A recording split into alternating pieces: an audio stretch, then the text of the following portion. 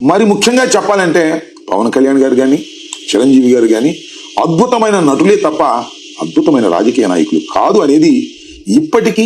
ఎందుకు అద్భుతమైన రాజకీయ నాయకులు కాదమ్మా? 151 నుంచి 11కి పడిపోయినాడు అద్భుతమైన రాజకీయ నాయకుడా?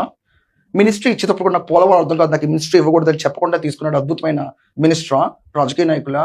ఓడిపోయినా పర్లేదు, జనాల్లోనే ఉంటాను, నాళ్లే గెలిపిస్తారు ఏదో ఒక రోజు నా అవసరం ఉంటే అనుకుని తిరిగి 21 ఓట్స్ 21 ప్లేసెస్లో 21 ప్లేసెస్ గెలిచిన అతను అద్భుతమైన రాజకీయ నాయకుడు కాకుండా give me money, I don't money is important run the మాటి, please give me some money అని చెప్పి కానీ లెక్కడ కుంభకోణం 3,200 కోట్లు, రాజ్ కాసిరెడ్డి 2,000 కోట్లు, అసలు మెయిన్ కుంభకోణంలోకి వెళ్తే లక్షల కోట్లు. ఇండియా కాదు ప్రపంచం మొత్తం చూస్తుంది కుంభకోణంలో. ఏం కోట్లు రా నాయన ఎన్ని అసలు? నాకు అర్థం కాదు, చదివే మాకనే పిచ్చెక్కుతుంది. ఏ కోట్లవి? అదేదో కుబేరా సినిమాలో ధనుష్ డైలాగ్ ఉంటుంది, నా పేరున కోట్ల కోట్ల కోట్ల కోట్ల రూపాయలు ఉన్నాయి అంటాడు, ఇన్నోసెంట్ గా చెప్తాడు పాపం. అలా ఎవరి పేరు మీద ఏ కోట్లు ఉన్నాయి నాకే అర్థం కావట్లే. ఎన్ని ధనుష్లు ఉన్నారు దీంట్లో చెప్పాలి కదా మాకు. కుబేరా తెలుసు, ధనుష్లు ఎంతమంది ఉన్నారు బాబు దీంట్లో? ఇది ఎలా ఉందంటే I'm Raj Koti son of Dhanush కోటి అన్నట్టు ఇది బతుకు.